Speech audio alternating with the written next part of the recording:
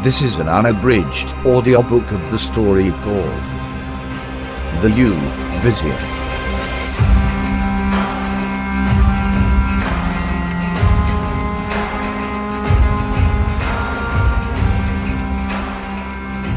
Part 3. Spell casting begins. The various mages begin preparing the shrine. It's a mess of motions and activities. Kaern walks about, gently, nailing runes made from leather scraps at carefully planned points throughout the room. Zandril plays an instrument, harmonizing the otherwise discordant energies that might be at odds if it weren't for the gentle tuning of the minstrel shepherdess. Friar Enoch gestures and speaks the language of the virtues. The esteemed old Ewan of the Pathfinders surprised no one when his preparation amounted to unwrapping a velvet sack to expose a massive tome, which he read in his seat at the front of the room. In the corner, a sky druid toyed with a crude circlet of hollow bones. He set it above his head, where it hovered like a circlet around his hat. It was time to begin. Kaern's massive hands wrap around the jar, careful to affix around the accoutrement, so flimsily attached to it.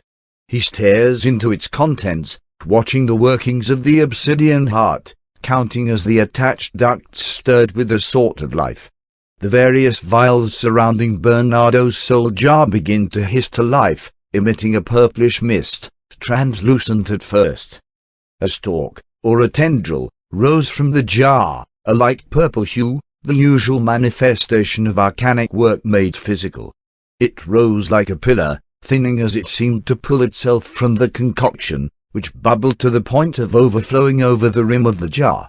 While initially amassed as a column, glowing like an absurd moonstruck monument atop Hugh's guild house, it seemed to thin as it rose, resembling a feeler or tentacle of sorts, writhing about some 50 feet in the air, as if reaching for something. It took some moments, squirming in a most lively way as it seemed to balance from where it emerged from the jar, somehow not tipping the already precarious and fragile operation over as it extended rapidly into the air. It wavered in the wind, and its solidity seems to shift, as the different reactions between the jar and its added vials interact, via the mess of tubes that unite them. A tenuous tendril indeed, a mere membrane being stretched farther than it is intended to go. Kaern focuses on the jar. In his hands, as if guiding the luminous protrusion. Its wriggling refined as it seemed to bend in the direction of Corpse Creek.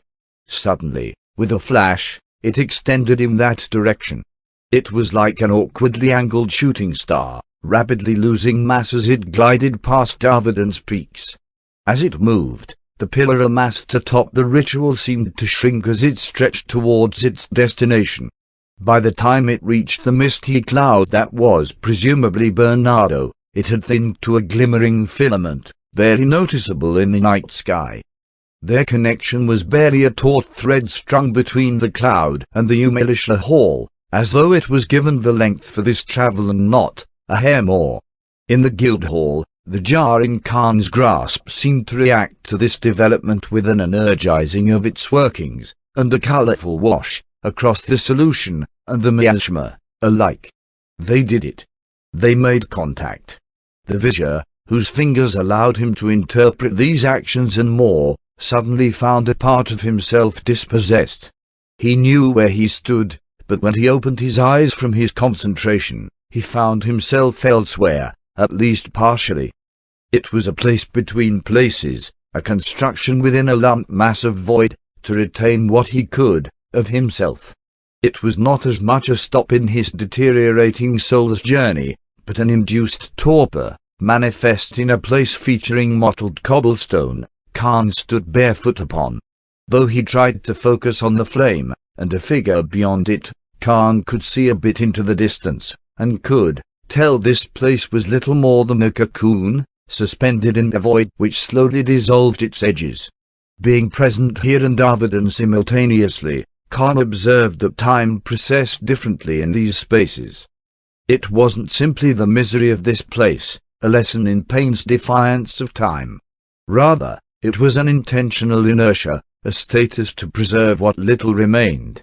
Kaern saw the modified soul jar was no longer in his grasp, but instead a roaring flame of eldritch hue. It hurt intensely, but didn't seem to burn his flesh or demolish it. The pain was astounding. He looked beyond the flame he'd clutched, and there stood Bernardo.